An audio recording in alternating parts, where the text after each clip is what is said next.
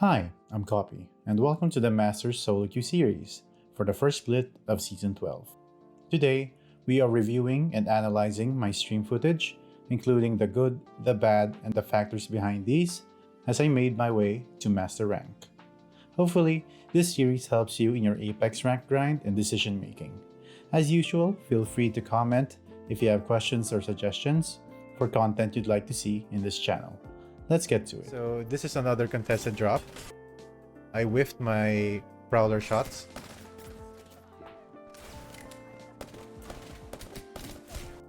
Almost had him. Almost. Damn. Yeah, just a few HP left. And Octane clutched this. Tried to arrest me. Of course, I'm not going to go back in the open. I'm really going to focus on healing first. I think there were two other squads here. I run. Take height. I focus on healing first.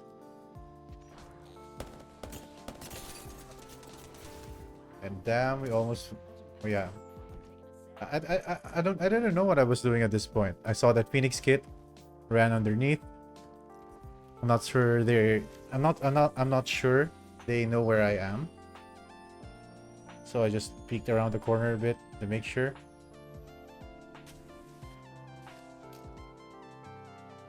So now it's about reviving and getting their banners.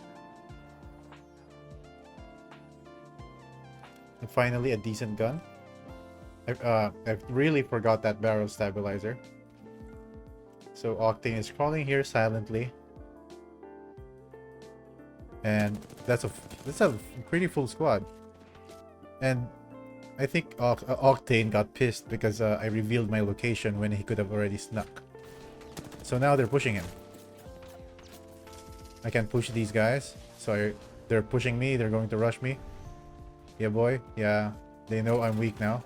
So I'm just gonna go here. Now here's one amazing thing that I did in this match.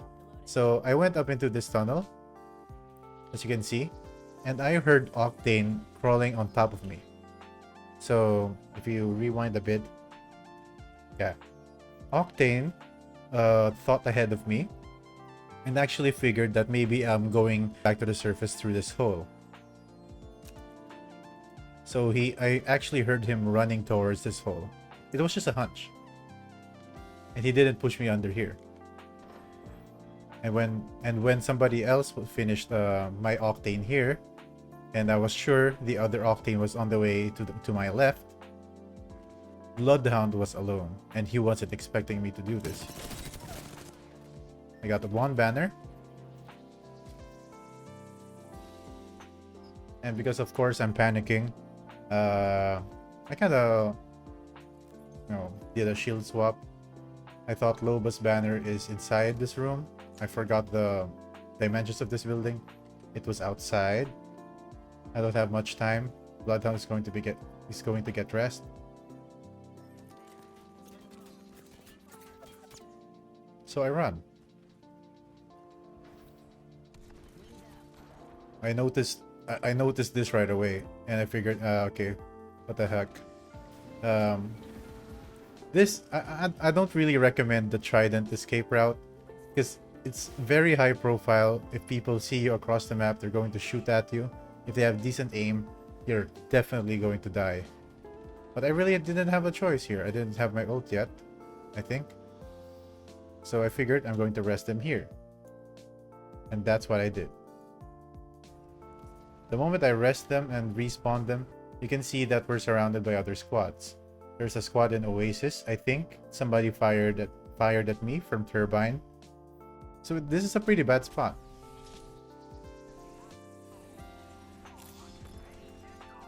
So we were looting, healing and all that. Already have my ult. And then somebody scans us. Now, you have to, in these situations, one has purple. You have two members with white armor. You don't have a lot of ammo. You can't really afford a fight at the moment. I figured, fuck this. Let's run. Let's get out of here. Let's regroup. And it's a good thing my ult came in handy. So they weren't able to push us because we were able to get out of here in time. So we live another day. So we escaped. We landed here. We loot a bit more. And you can see that it's getting a bit intense. There are still 15 squads left. And round 1 is closing. So a lot of squads are actually playing passive. Finally, getting better armor. We push further to this spot in the map. Anyways, yeah, this part of the map is very much in the middle. It's a really bad spot to hold. And we crafted our shields. We played passive, played it safe. We still survived. And then somebody was fighting back in Hammond. We eventually took this fight. Because they were scattered. They were running away from the zone. Finish this guy. I think Loba was pushing another squad. Managed to refill or get more supplies in, which is just what we need for a redemption arc from our hot drop failure earlier. Loba won that fight. I think Loba was actually carrying me this fight. I think she's mechanically better than me here. Okay, so we won this fight. We put down a heat shield, I think. Then we launch. And then we reposition better again. You can see that we just crossed that border. We landed on this building. There's 2 squads. You can see that people are really holding positions.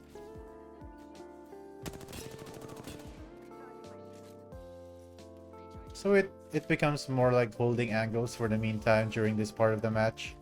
And really just waiting it out, waiting for squads to fail. Making sure that we play it patiently. So I think we didn't get into a lot of fights here yet. We just looted some random boxes at first. Another minute passes. And for some reason, my squad mates thought of an aggressive push. A thirsty push. So 2 squads are fighting at the edge of the ring in this spot. I'm not sure if it's just 2 squads or 3 squads. But yeah, they were fighting there. You can see the Gibby ult. We evaded that guy. And I thought we were just gonna go back to the zone, reposition.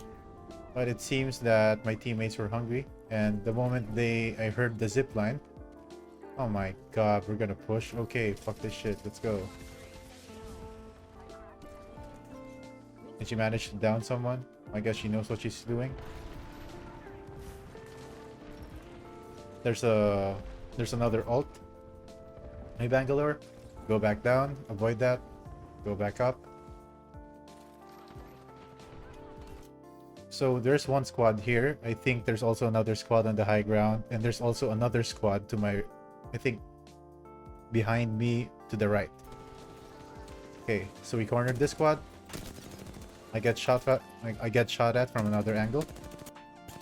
Pardon my recoil control. Okay. It's really confusing. Gibby is low. I have an RA45 with hammer point rounds. So flesh targets are really my thing. I take Gibby down. I think I hear a resing sound here. So I push top. So I went top. Bangalore is just standing in front of me. She got shredded. I hear another rest sound. It seems like somebody was hiding inside this box, like just behind here. So I figured, yeah, should shoot this. But the zone is already here. Time to run. That's a painful zone. That's some bad heat shield placement. You know, in such situations where you're on the run, it's really just scary. Okay, I couldn't breathe. I think I need to get used to these sweaty and stressful situations more. It will help me in the long run. Okay, so we managed to make it out. And now there's only 3 squads left. It's such a relief that no squad was gatekeeping this spot at all. So we managed to settle down a bit.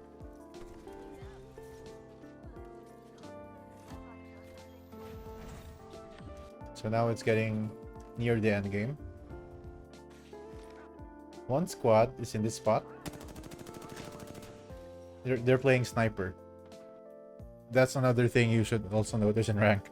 You should be good with using sniper rifles because a lot of people are using charge rifles or longbows or sentinels. If you can't keep up with them, you're gonna have a hard time.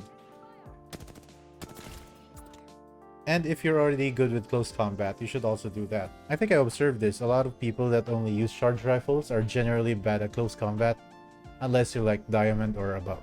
If you're still in plat, a lot of people there just snipe but are not very good with close range weapons. That's why they keep sniping. You should eliminate that habit. Don't get too comfortable with one type of weapon only.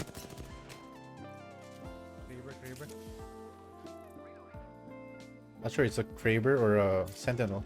We got pinned in this spot. It's not like I can take off anytime soon.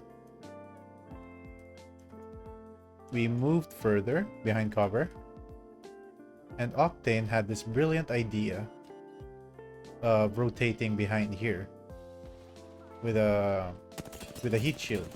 You can see that they're trying to push us there. Bloodhound started trying to take an angle here to further pin us down, which is a good idea. We really had to rotate here. And it's a good thing Octane suggested the idea of rotating through the back. Oh, this is a really hard ult. So with a heat shield, we managed to rotate around here.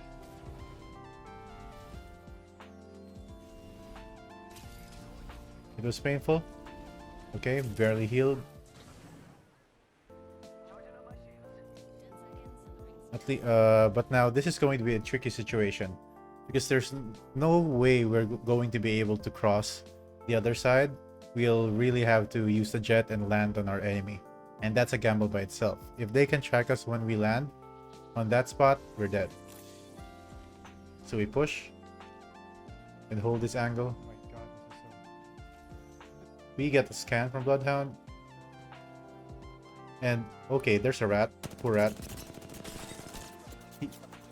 He's dead. You can see that there's this big wall between the two squads.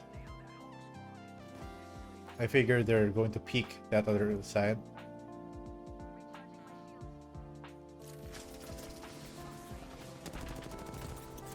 I need to make sure they don't push.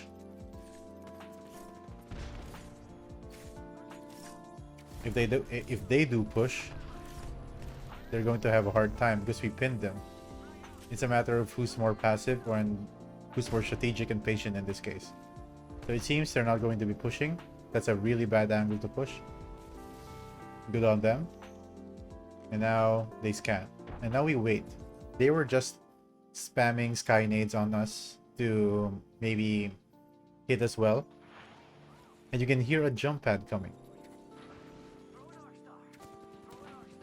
And that is their first mistake. Only one guy made it through. They didn't do it all at the same time. They could have taken that high ground and really unleashed fire on us from below. Instead, only Octane made it past. Of course, he got shredded. He got dealt with quickly. Now, the fight is in our terms. I didn't heal right away. I was fearful that there's going to be another one up there. I thought Octane can jump up here. I did a rush ult. Loba went with me. And yeah, I suck. I totally forgot Octane. Octane was just stuck in the other side. It's going to be a risky 2v2 situation. You can see me, I'm still whiffing at this point. So I'm not sure where enemies are. I got, yeah. That was a major disadvantage. I got shredded first. I didn't know where enemies were. And this is a bad landing spot. I should have landed on the roof to make sure I have height. So if we're going to do a risky play like this, make sure you're positioning yourself into a good spot, not a really random risky spot. You have to think of these things. It's a good thing Caustic didn't notice me at all. I would have died here and Loba would have died too. So I think in this fight, I took the role of bait because both members were looking at me. Okay, Loba took some damage. Managed to take Bloodhound down, I think, which is good. And now Loba's really low. I don't know how Loba survived this. It's like, yeah, you can see that, right? Loba's really low. Caustic is just here, using a Kraber point blank. He didn't have another weapon. I didn't know how Loba survived that, really. And so we won this match. Against all odds, we won this match. And I got carried by Loba hard. Anyways, that is all for this episode. Thank you for watching. If this video helped, please smash the buttons indicated in the box. If you do, may you hear those satisfying sounds in your game and help the channel. This has been Koppi, and this is my mechanism. Have fun and get good.